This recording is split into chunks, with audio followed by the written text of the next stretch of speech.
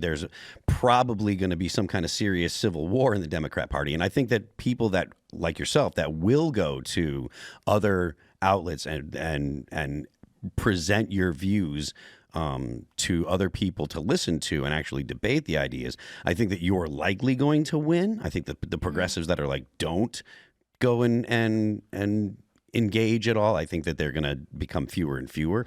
At least that's my hope. So, kudos to you for stuff with the distinction too. I just want to make, in case people don't know my ideology, is like on a lot of economic policy, a lot of policies, I'm really progressive the way we used to use that term. Now it's associated with something, in some cases, that is a little icky. Like, I don't think it's a progressive view to think you shouldn't go engage with other ideologies, but maybe some of the people who people we would consider that a left-wing progressive. That's whack. Because my experience too is I feel like, to your point, I've made people less extreme by just talking with them in my personal life. Now, this will be a little bit more debatey, which sometimes is harder to make progress, but in longer form, more passive discussions, people are open to hearing, unless, like you said, they feel isolated. I feel like if I walk into a place and I know it's like left-wing people, I actually feel like they hate me. Like they hate me. Yeah. Even my neighbors, hang like a gay pride trans flag outside their house, right? They know I'm super conservative, right? They don't say hi to me. I say, hi, how are you? Nothing, right? Like I feel the hatred coming from them more than... so now I hang a straight pride flag up, right? So fine, I wasn't going to go there, right? But now that you have treated me, it's a response, right?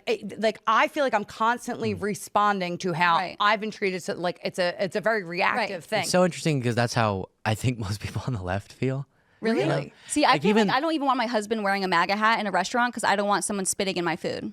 Right. I literally have that fear. And I know that people were walking around with their Biden and their Kamala hats on, but they think everybody else thinks like them, and we're the extreme minority here. And they have the moral high ground, they think. So they're so, you know what I mean? It's a badge of honor. They think it's these random, weird, they're we're not the majority. That they feel like they have the ability to act like that. There were people, I remember so many of us being afraid to wear a MAGA hat around, right? Or a shirt supporting Trump. But when it was Kamala Harris, I mean, they had masks on that said Biden Harris, right?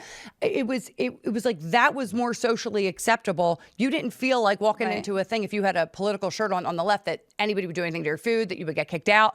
I mean, we have felt like that. I think it depends on where you are.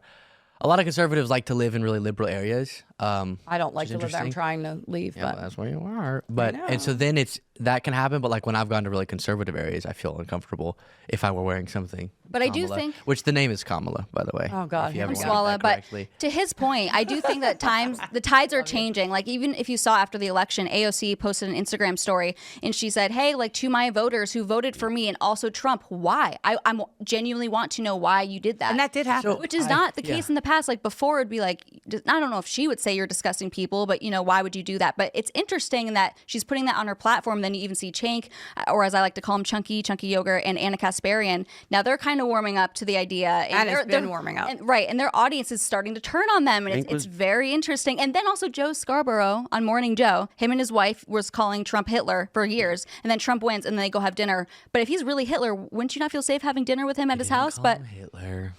They pointed to fascist historical references about rhetoric because we should learn from history, not to make the liberals love to use a lot of words that are long. Whole thing about everyone called him Hitler. It's like, guys, chill. He obviously exhibits fascistic tendencies. Can we just acknowledge it? He doesn't though.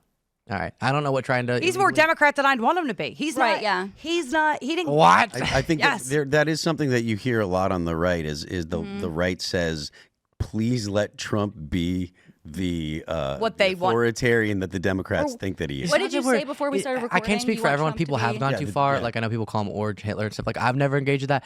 But I do point to, he literally said on True Social that we should terminate the Constitution. Thanks for watching this clip from the Culture War podcast. We're live every Friday, 10 a.m. to noon. So subscribe and come hang out.